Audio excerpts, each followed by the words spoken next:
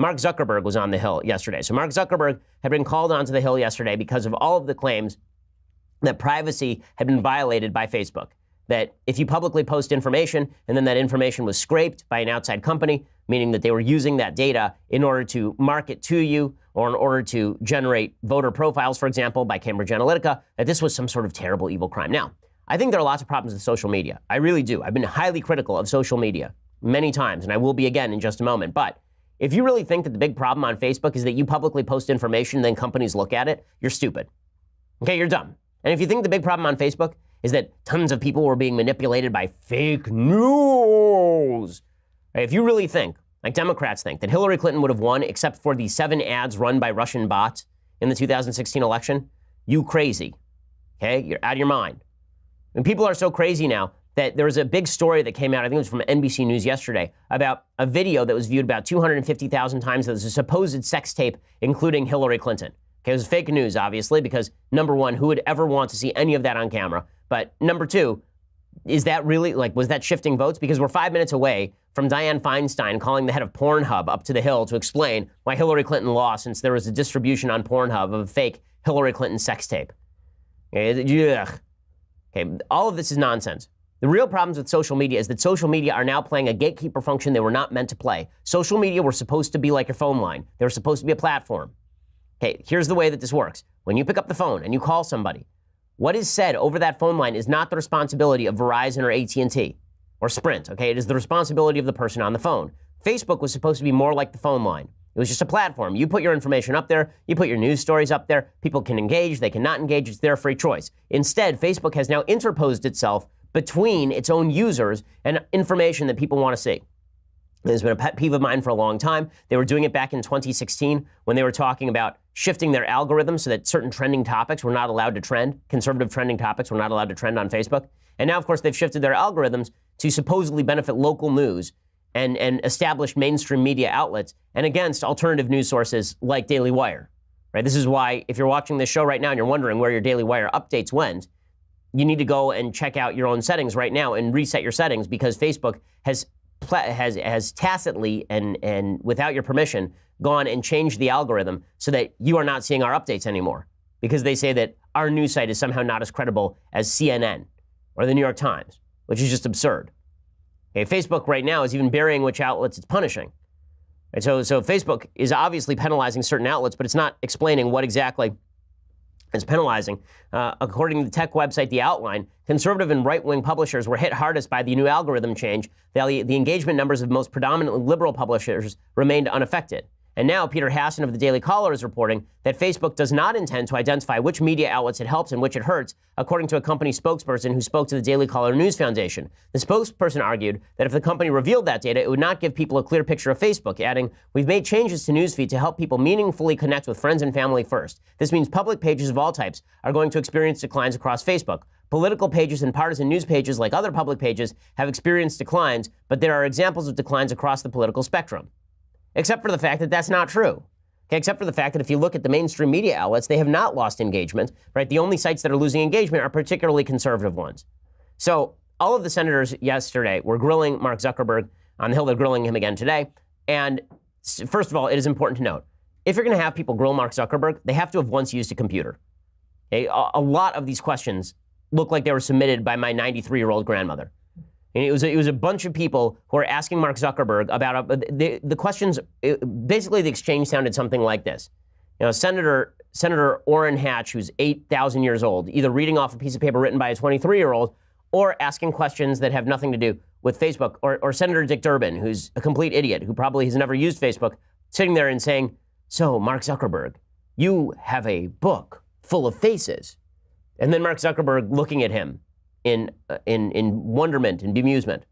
This is what happens when the average age of the senators who are questioning Mark Zuckerberg is 57 years old. That's not a rip on people who are 57. It is to say that the chances that they are really fluent in social media is pretty low. And that's why you see stupidities like Dick Durbin asking Mark Zuckerberg where he stayed at his hotel last night. This is a thing that actually happened. Thank you very much, Mr. Chairman. Mr. Zuckerberg, would you be comfortable sharing with us the name of the hotel you stayed in last night?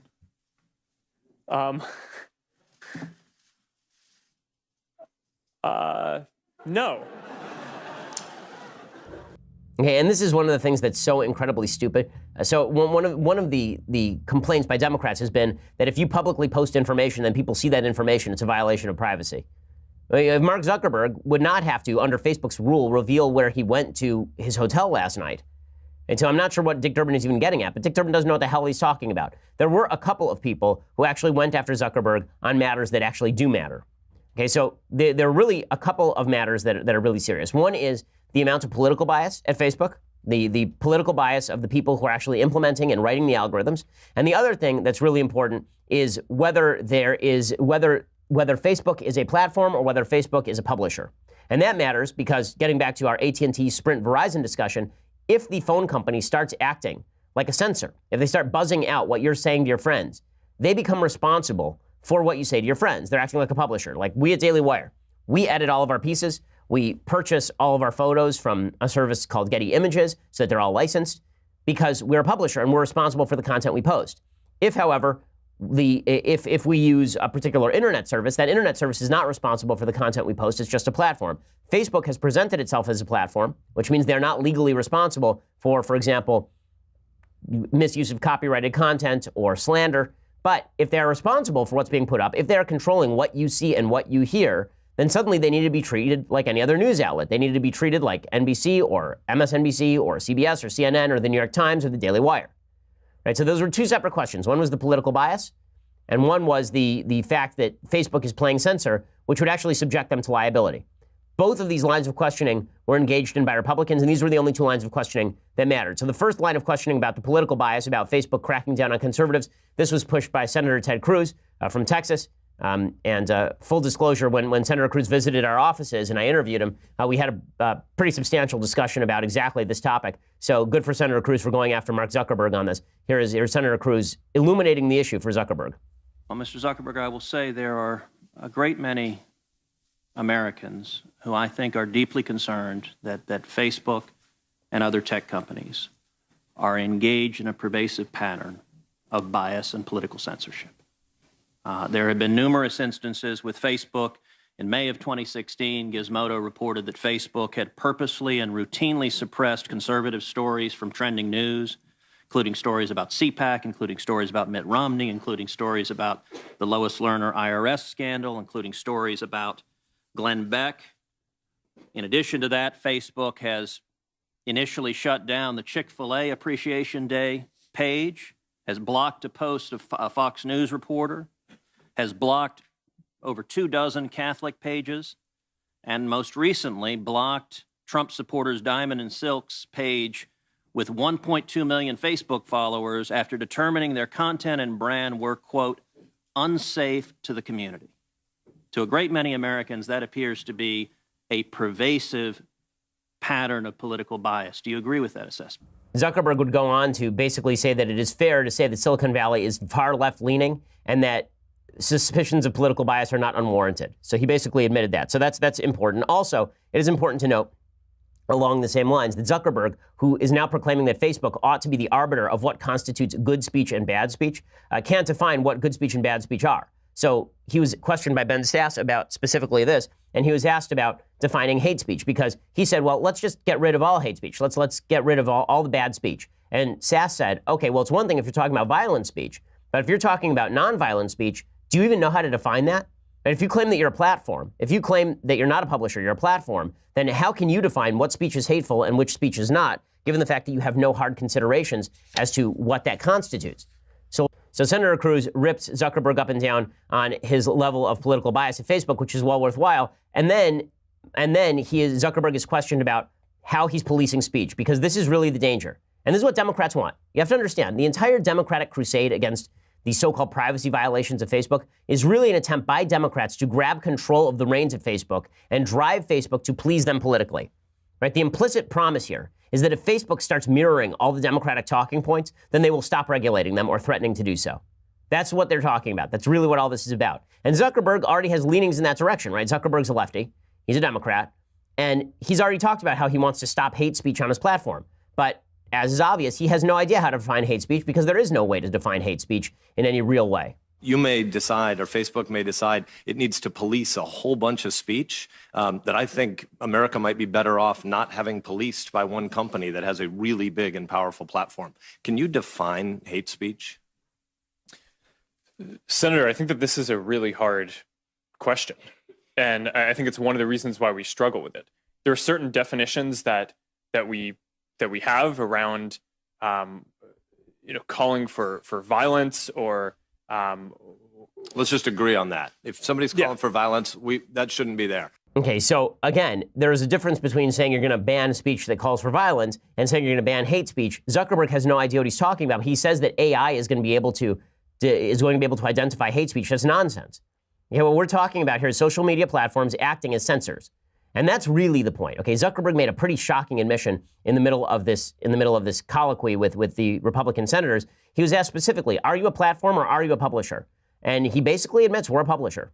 You agree now that Facebook and other social media platforms are not neutral platforms, but bear some responsibility for the content. I agree that we're responsible for the content. Okay, so as soon as he says that, his lawyers in Silicon Valley lose their minds.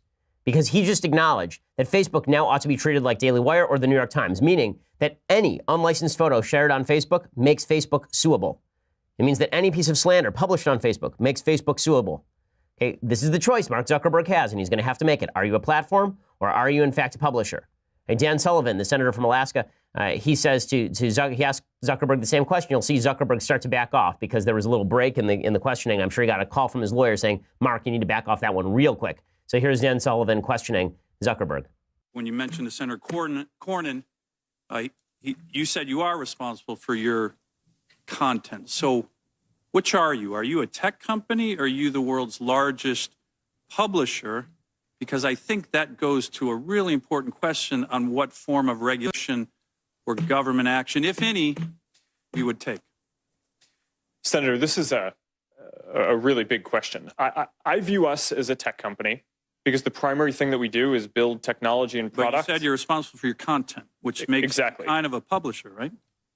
Well, I agree that we're responsible for the content, but we don't produce the content. I think that when people ask us if we're a media company or a publisher, my understanding of what the heart of what they're really getting at is, do we feel a responsibility for the content on our platform? The answer to that, I think, is clearly yes.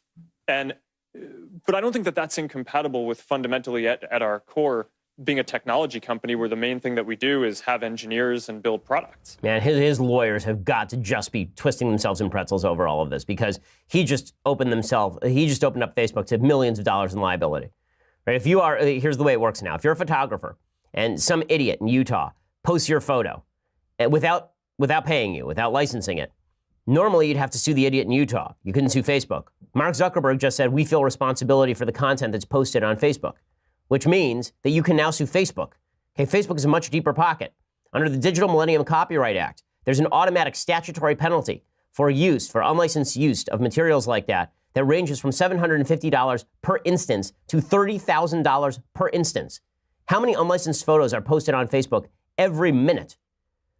I mean, my goodness, if his lawyers are not in a state of panic right now, then they really should be, because I promise you the lawsuits are forthcoming, and they are forthcoming in pretty short order. It's amazing. But this is where the Democrats have driven Zuckerberg. And when you decide to go full leftist and censor your own content and censor content of other people because you want to please your cocktail party friends, that has some pretty significant ramifications for your business as well. Okay.